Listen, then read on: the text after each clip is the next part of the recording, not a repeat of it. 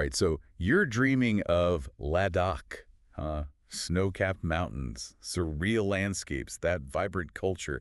It's definitely a bucket list destination. And on this deep dive, we're going to map out that dream trip for you. Everything from travel options to some budget tricks and even how to handle the altitude and, of course, how to be respectful of this incredible region. So are you ready for some insider knowledge that'll make this Ladakh adventure legendary? Well, Ladakh, it isn't your typical touristy place. The remoteness is actually a big part of what makes it so captivating. Yeah, absolutely. So how do we even get to this magical place? You've got two main options. You can fly there, or you can take an epic road trip. So flights are the quickest. They'll land you in Lake Disala, which is Ladakh's central hub.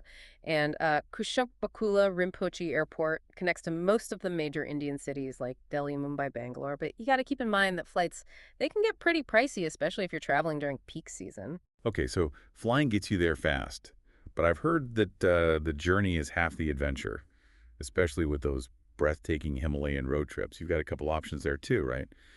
The Srinagar Highway, which comes from Jammu and Kashmir, or the Manali Highway from Himachal Pradesh.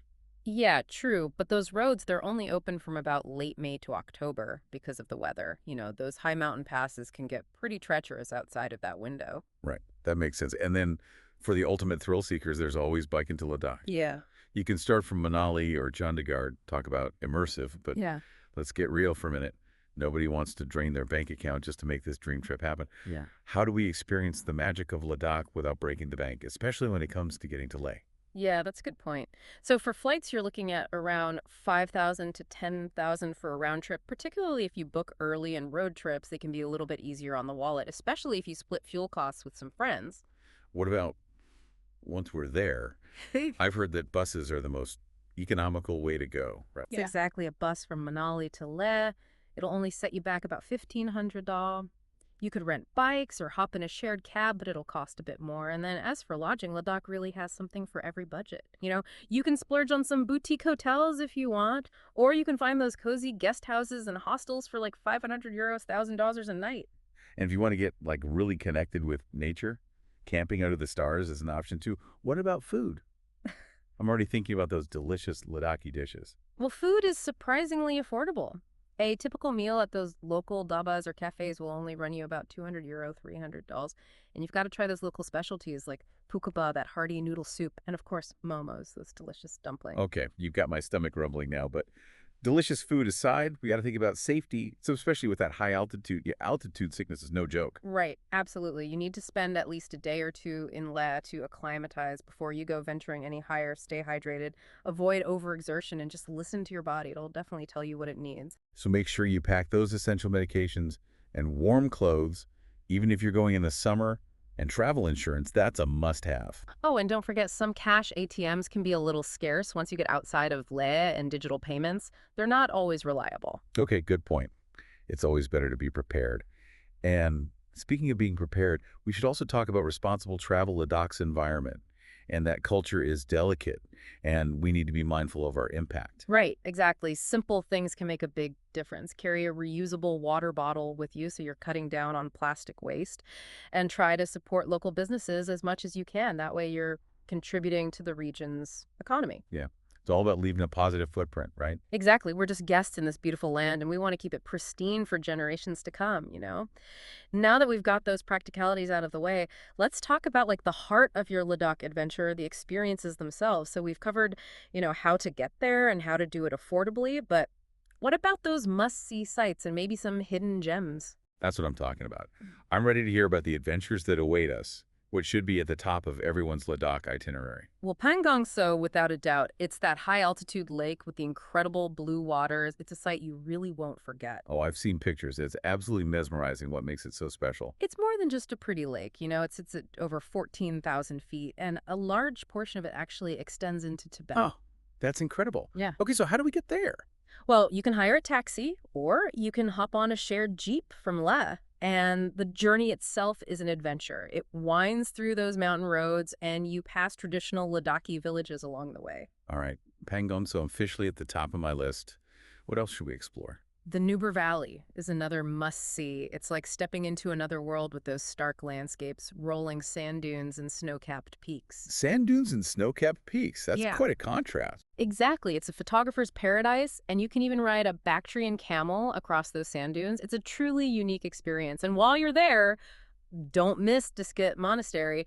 It sits high on a hilltop offering these panoramic views of the valley. Camels and monasteries, Ladakh seems to be a place where adventure and spirituality go hand in hand. You got it. And speaking of spirituality, Thixi Monastery is a must visit. It's one of the largest and most impressive monasteries in Ladakh. It's perched on a hilltop, and it actually resembles the Patala Palace in Tibet.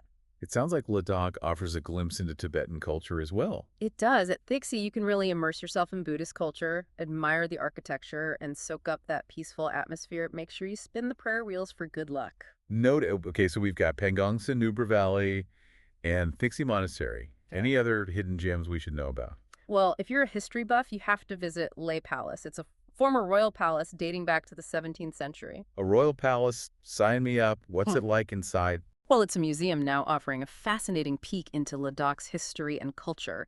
You can explore the many rooms, see ancient artifacts, and enjoy panoramic views of Leh Town from the rooftop. Okay, so we've got lakes, valleys, monasteries, and palaces. What about some outdoor adventures? Ladakh is a trekker's paradise. There are countless trails winding through breathtaking landscapes from high mountain passes to lush valleys. The Marka Valley Trek is a classic. It takes you through remote villages, stunning gorges, and high-altitude passes. How long is the Marca Valley trek? It typically takes about 7 to 8 days. You need to be relatively fit because it involves some challenging climbs and descents, but the views are said to be worth every step. 7 to 8 days is quite a commitment. What if I'm not quite ready for a trek like that? No worries. There are plenty of shorter hikes and day trips around Leh and the surrounding areas. You can hike to Shanti Stupa for amazing views of Leh or explore the villages of Shea and Stok. They're very picturesque. Okay, so whether you're a seasoned trekker or just looking for a leisurely stroll, Ladakh has options. What about stargazing? I've heard Ladakh has some of the clearest skies in the world. You heard right. Ladakh's high altitude and minimal light pollution make it a stargazer's dream. You can see the Milky Way stretching across the sky, and on a clear night, you might even catch a shooting star. That sounds magical. Where are the best spots for stargazing? Honestly, you can see the stars from just about anywhere in Ladakh, but to really maximize the experience, head away from the towns and villages to avoid that light pollution. There are also some organized stargazing tours you can join. That's definitely going on my list. Stargazing under the Ladakhi sky sounds incredible. We've talked about the sights and adventures, but what about cultural experiences? Well, Ladakh has some vibrant festivals that offer a glimpse into the local culture. Hemisechu and Lasar are two you shouldn't miss. Tell me more about them. Well, Hemisechu is a masked dance festival held at Hemis Monastery, celebrating the victory of good over evil. It's a spectacle of colorful costumes, vibrant music, and energetic dances. That sounds amazing. And what about Lusar? Losar is the Tibetan New Year, a major celebration in Ladakh. It's a time for families to gather, feast, and participate in traditional ceremonies. You'll see the lighting of butter lamps, hear the chanting of monks, and experience those vibrant street processions. Sounds like a great way to immerse yourself in the Ladakhi culture. Absolutely. Attending these festivals gives you a chance to connect with the local people and witness their traditions firsthand. Okay, so we've covered lakes, valleys, monasteries, palaces, treks, stargazing, and festivals. Ladakh truly seems to have something for everyone. It really does, but there are a few things travelers should be aware of. For example, while less is well connected, many other areas are quite remote, which can make travel a bit challenging. I imagine that remoteness adds to the adventure, though. It definitely does, but it's important to be prepared for limited connectivity, occasional power outages, and basic amenities in some places. So pack your patience and your sense of adventure. What else should travelers keep in mind? Well, the weather can be unpredictable. You might have sunny skies one minute and snow flurries the next, even in summer. Layers are key. Then, what else should we pack? Warm clothing, sturdy shoes, a hat, sunscreen, sunglasses, lip balm, the works, and don't forget a reusable water bottle and a headlamp for those nighttime adventures. Good advice. Any other insider tips? Remember that ATMs are scarce outside of Leh, so carry cash. And while bargaining is common in other parts of India, it's not customary in Ladakh. Respect the local businesses and their prices. That makes sense. It's all about being a responsible traveler. So we've covered the must-see sites, the adventures, the cultural experiences, and some practical considerations. Any final words of wisdom for someone planning their Ladakh adventure? Go with an open mind and a sense of adventure. Embrace the unexpected, connect with the local people, and savor every moment. Ladakh is a truly special place. I love that it sounds like Ladakh is more than just a destination. It's an experience that will stay with you long after you leave. It is, I encourage everyone to experience its magic at least once in their lifetime. Okay, so we've talked about all the amazing things to see and do in Ladakh, but before we wrap up, I want to circle back to something we touched on earlier, which is, responsible travel. We talked about respecting Ladakh's environment, and I think it's important to dig a little deeper. Yeah, definitely. I mean, Ladakh faces some really unique challenges, and as travelers, we need to be aware of them. Exactly. Right. For example, climate change. It's having a huge impact on Ladakh. The glaciers, they're melting at an alarming rate, which of course affects water resources and, the region's entire ecological balance. It's true, and these changing weather patterns, they're impacting those traditional farming practices and the livelihoods of, the Ladakhi people. And then there's the influx of tourism itself. Yeah. While it definitely brings economic benefits, it also puts a strain on resources and infrastructure, especially in those more remote areas. Yeah, it's a tough balance. Tourism can be a really powerful force for good, but it needs to be managed sustainably so that it benefits those local communities without, harming the environment or the culture. So what can we do as travelers, to minimize our impact and maybe even contribute to a more sustainable future for Ladakh? Well, we mentioned those practical tips like using reusable water bottles, minimizing plastic, and supporting local businesses. Right, and being super mindful of our water consumption, that's crucial, especially with those water scarcity issues. Absolutely. Short showers, avoiding waste, and respecting local water sources. That's all super important. And we can also choose, eco-friendly accommodations and tour operators. There are some fantastic options in Ladakh that prioritize sustainability, like using renewable energy, minimizing waste, and supporting the local And communities. let's not forget about, responsible waste disposal, packing out what you pack in. Right. Don't litter if you see trash. Pick it up. Every little bit helps. We should also be respectful of the local culture and customs, you know, dress modestly, avoid public displays of affection, and ask permission before taking photos of people. Remember, we're guests in their home, and we need to be mindful of their traditions and their beliefs. And finally, we can always support organizations that are working to protect Ladakh's environment and culture.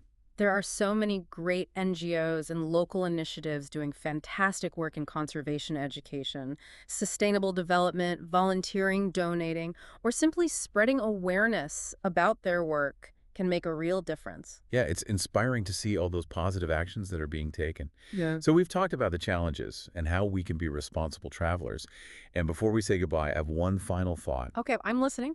What if, instead of just visiting Ladakh, we aim to experience it more deeply?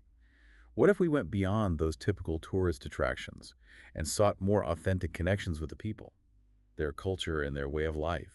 It's about going from being passive observers to being active participants in the places we visit, right? Exactly. Engaging with those local communities, learning from their wisdom, and leaving a positive impact on the places we touch. Traveling with intention and purpose, not just for ourselves, but, for the betterment of the world around us. Beautifully said. So as you plan your Ladakh adventure, remember it's more than just a trip. It's a chance to learn, to grow, to connect, and to make a difference. Happy travels. And may your journey be filled with wonder, discovery, and meaningful encounters.